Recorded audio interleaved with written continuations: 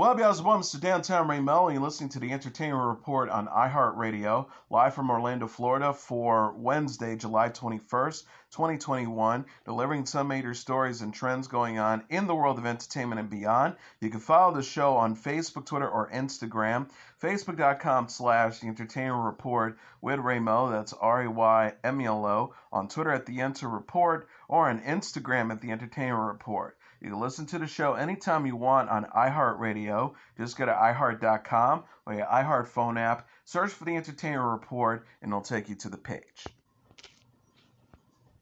Warner Bros. Released a trailer for Malignant on Tuesday. The latest horror film from director James Wan opens on September 10th in theaters and on HBO Max. In the trailer, Madison, played by Annabelle Wallis, wakens from sleep to a vision of murder. She later sees on the news that the murder really happened. As Madison recalls her childhood, she learns previously had an imaginary friend named Gabriel. Gabriel will tell her frightening things as a child, and he's back with a vengeance. Clips from the film's scary scenes shows Madison walking down a dark hallway, Gabriel surprising a victim in the dark, and a creepy creature crawling in a dark attic. Several scenes of the exploding lights punctuate Gabriel's powers.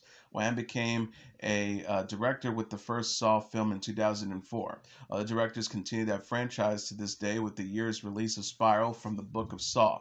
Wan also launched horror franchises with his film Insidious and The Conjuring. He also directed Death Sentence, Furious 7, and Aquaman. Wallis also starred in Annabelle, the first spin-off of The Conjuring. Malignant also stars Maddie Hasson, George Young, Nicole Brianna White, Jacqueline McKenzie, Jake Abel, and Ingrid Bisu. Wan co-wrote Malignant with Akia Cooper and Bisu. Malignant is rated R.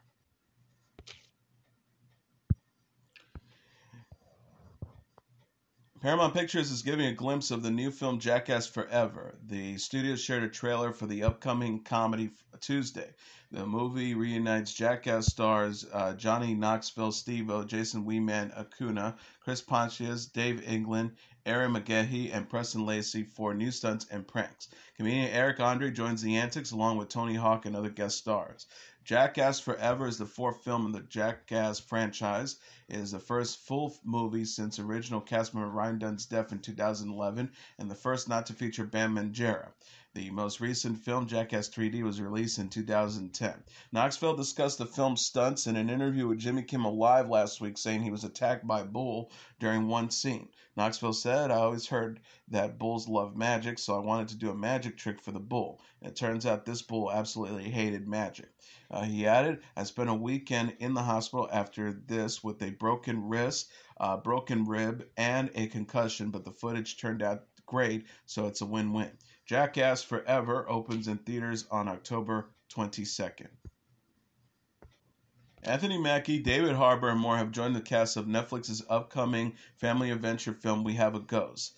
Jahi Adil Winston, Tig Notaro, Jennifer Coolidge, Erica Ashe, Isabel Russo, Niles Finch, Faith Ford, and Steve Coulter are also set to star. We Have a Ghost is written and directed by Christopher Landon. It's based on Jeff McNamara's short story Ernest. The film will follow Winston as Kevin, a young man who discovers that a ghost named Ernest, played by Harbour, is haunting his home.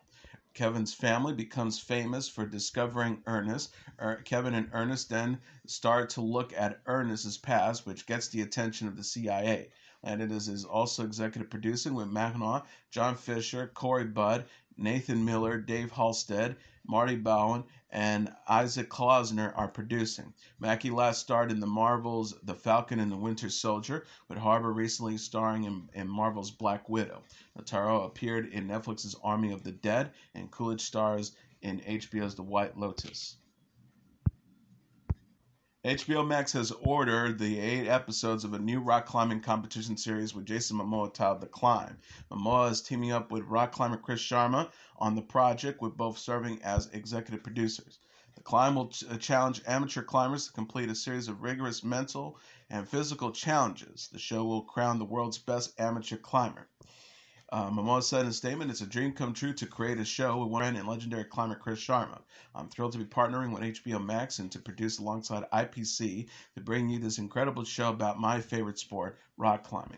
The Climb is created by IPC, an industrial media company. Eli Holtzman, Aaron Sadman, and Matt Shanfield also executive produced for IPC, along with Brian Mendoza and James Mendoza, Momoa on the Rome Studios, and Jonathan Resnick.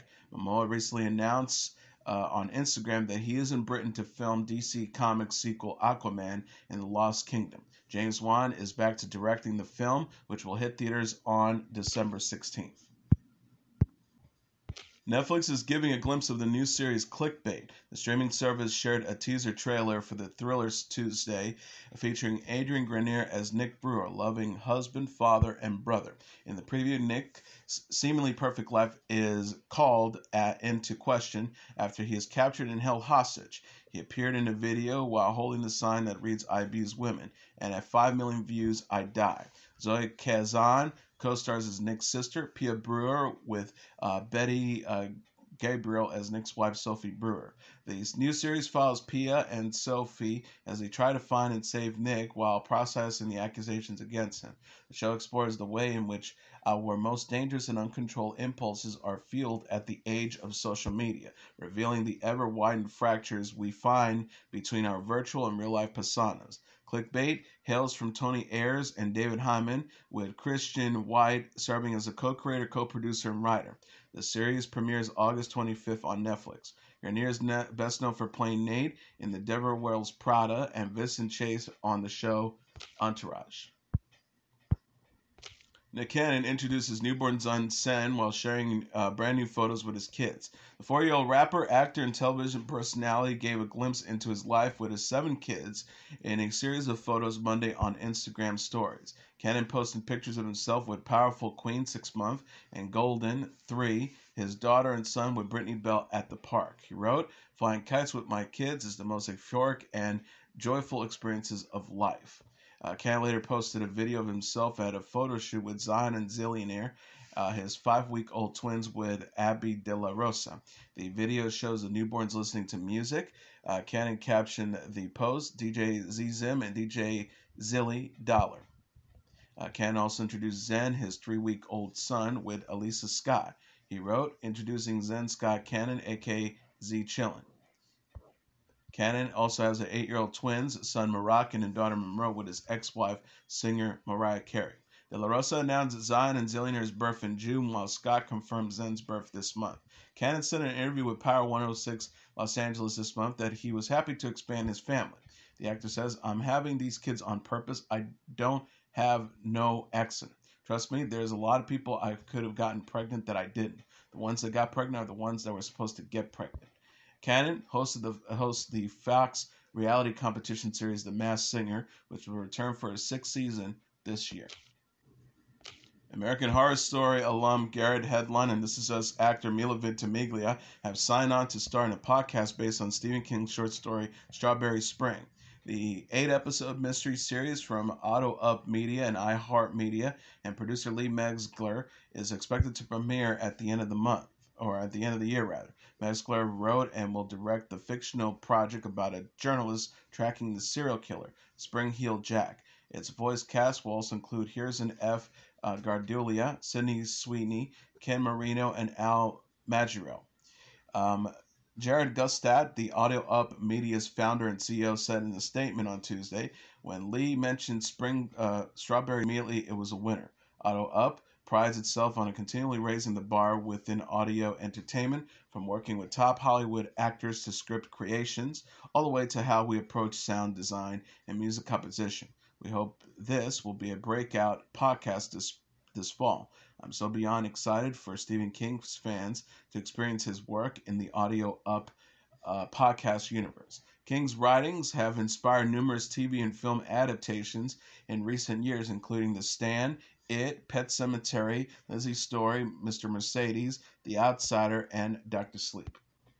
Television icon Marla Gibbs is doing great after appearing to faint during her acceptance speech at Tuesday's dedication of her star on the Hollywood Walk of Fame. Gibbs, who's 90, is best known for her performances on the sitcoms The Jefferson and 227. She is still working and recently guest starred on Young Sheldon, The Last OG, and One Day at a Time. Actress Tisha Campbell and producer Norman Lear led the speeches honoring Gibbs for a career that has spanned more than 5 decades. It was about 88 degrees during the ceremony, and Gibbs' son rushed to her side to help her after she closed her eyes and stopped talking during her acceptance speech, People.com reported. The crowd cheered its encouragement as Gibbs sat down to recover. Moments later, she spoke with reporters and posed for photographs. Gibbs' representative told EW.com she is doing great and had a great time at the after party. Paulina Porizkova and Aaron Sorkin have called it quits on their relationship. Porizkova, the model, confirmed her split from Sorkin, the writer, producer, and director, in an Instagram post on Tuesday. Porizkova said of Sorkin, "I'm so grateful for his presence in my life. He helped me heal and reclaim myself. There truly may not be a better man, no man who's more genuinely good, and he is brilliant and witty, funny, and sexy." She also added, "But it doesn't matter how much we may wish we were a birds of a feather, we are still a duck and a goose. As unfiltering as I usually am, this involves someone else's piracy, so this is all I ever say on the subject." Porizkova and Sorkin made their red carpet debut as a couple at the Academy Awards in April. Page Six said at the time that the pair had been dating for a few months. Porizkova's estranged husband, Rick Ocasek, from The Cars, died at the age of 75 in September 2019. Porizkova had 2 sons with Ocasek. Sorkin was previously married to Julia Bigham, whom he had a daughter. Porizkova is known for her work with Sports Illustrated and serving as a judge in 3 seasons on America's Next Top Model. Sorkin created the series The West Wing and most recently wrote, directed the film The Trial of the Chicago 7. Paramount Plus has renewed The Good Fight starring Christine Baranski for a 6th season. The renewal comes as nearly half of Season 5 has been released. New episodes of The Good Fight comes to Paramount Plus every Thursday. The Good Fight is a spin-off and sequel to CBS's The Good Wife, featuring Juliana Margulies, which ran for 7 seasons on the network. Baranski's Diane Lockhart has had to question her role as a partner at the black law firm she runs with star Audra McDonald's Liz Lawrence in Season 5. Co-stars include Sarah Steele, Michael Boatman, Nyambi, Zach Grenier, Charmaine Big One, and Mandy Patinkin. Robert and Michelle King serve as the showrunners and executive producers of The Good Fight, which they co-created with Phil Alden Robinson. Nicole Clements, the president of Paramount Plus original scripted series, said in a statement, "The Good Fight's provocative, whip-smart, and no-holds-barred world remains as relevant as ever, continuing to entice new audiences as one of Paramount Plus's top-performing original series and acquisition drivers. We are thrilled to continue The Good Fight's enduring legacy with the 6th season and can't wait to see what the brilliant minds behind the series, Robert and Michelle King, tackle next." Kelly Ripa will release her first book in 2022. ET Canada reported Tuesday that Ripa 50 will publish Livewire, a book of personal essays. In Livewire, Ripa will explore childhood, motherhood, marriage, her career, and the intersections of all of the above, putting her thoughtfulness, assertiveness, and deep understanding of the dynamics of gender and power on full display. People confirmed the news and said that the book will be a sharp, funny, and honest collection of real-life stories from Ripa. Ripa will share how she met her husband, Mike Consuelos, her experience with chauvinism on set, and the many, many moments of utter mortification. Ripa hinted at the book in an interview with Parade in October, saying that she hoped to work on more off-camera projects. She said, "I've been writing a lot, so my goal ultimately will be to eventually get off camera and start working behind the camera more in that creative aspect because I really do enjoy the writing process so much." Ripa hosts Live with Kelly and Ryan with Ryan Seacrest. Blake Shelton, Toby Keith, and more have joined the lineup of the 2021 iHeartCountry Festival. Little Big Town, Jake Owen, Lee Bryce, Carla Pierce, Cole Swindell, and Chase Rice will also be performing at the event, which will take place October 30th at the Frank Irwin Center in Austin, Texas. iHeartMedia country personality Bobby Bones will serve as the host. The event will be live streamed through LiveX Live and broadcast across iHeartMedia's country music radio stations. Tickets go on sale for the general public on Friday at 1 p.m. Eastern Standard Time. Rod Phillips, the Executive Vice President of Programming for iHeartCountry, said in a statement, "The iHeartCountry Festival is one of country music's most anticipated nights, and this year is especially exciting. Live music is back, and we can't wait to return to the Frank Irwin Center with this iconic lineup." Shelton and his wife Gwen Stefani recently confirmed their marriage by releasing photos from their wedding. The Miss Universe competition will be heading to Israel this year. Organizers announced Tuesday that the 70th annual competition will be held in Eilat, Israel in December. Steve Harvey will return to host the event, and which will air live on Fox and Telemundo. Miss Universe organization president Paula M. Sugard issued a statement in a press release. Sugard says Israel has been on our short list of host countries for a number of years due to its rich history, beautiful landscapes, myriad of cultures, and appeal as a global tourist destination. We look forward to deepening our commitment and creating meaningful cultural conversations, connections, and understandings through this partnership. The 3-hour event will see contestants compete in multiple categories, including personal statements, swimsuit, evening gowns, and interviews. The competition will culminate with Mexico's Andrea Meza, who won the 2020 competition, crowning her as a successor. Meza says, "Being the only Miss Universe crowned during the COVID-19 pandemic has made my reign unforgettable. I hope that the world takes the vaccine as soon as it's available so that come December, as many people as possible can join the 70th anniversary celebration in Israel." Ahead of the competition, contestants will explore the rich history and culture of Israel with visits to notable locations. In addition, Meza will visit Israel later this year. Alicia Keys and Swizz Beatz are celebrating their 11th wedding anniversary. The 40-year-old singer and 42-year-old rapper music producer recently marked the occasion with a 72-hour date night. Keys and Beatz returned to the house in Corsica, where they married in 2010, and shared photos from the celebration Monday on Instagram. Keys captioned her post, "72-hour date night photo dump." She said 72 date trip dumped za, celebrating our 11th anniversary month, all month them deans. The fact that we haven't been back to the house in Corsica, we've got married 11 years ago until now.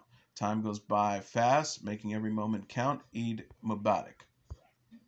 Keys and Beatz officially celebrated their wedding anniversary. Will officially celebrate their wedding anniversary on July 11th.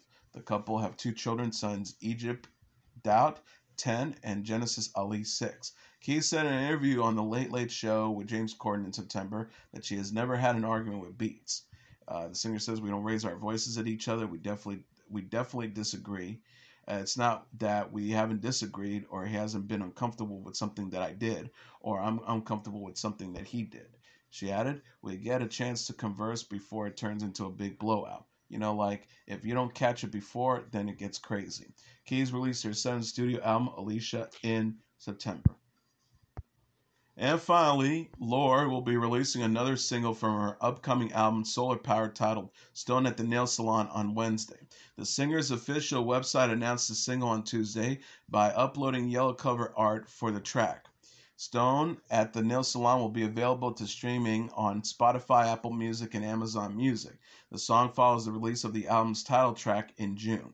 Lorde previously released a music video for the Solar Power song that featured a 24-year-old enjoying an active day on the beach. The Solar Power album will be released on August 20th. The album is Lorde's third and follows the 2017 release of Melodrama. Lorde defended Solar Power's revealing album cover on The Late Show with Stephen Colbert in June. The cover is a down-below shot of Lorde jumping over a friend while wearing a bikini on the beach. Lorde says, "It's a little hardcore, but it was just so joyful to me. It felt like innocence and playful and a little bit of like Pharaoh and sexy." She said, "You got to do it while you've got it, you know." And that is your entertainment report for Wednesday, July 21st, 2021. I'm your host, Mr. Downtown Ray Melo. I'll be back tomorrow to deliver some major stories and trends going on in the world of entertainment and beyond. You can follow the show on Facebook, Twitter, or Instagram. Facebook.com/The Entertainment Report with Ray Melo. That's RAYMELO. On Twitter at The Enter Report or on Instagram at The Entertainment Report. You can listen to this episode or any previous episodes of The Entertainment Report anytime you want on iHeartRadio. Just go to iHeart.com or your iHeart phone app. Search for the Entertainment Report and it'll take you to the page. Good night, and God bless you all.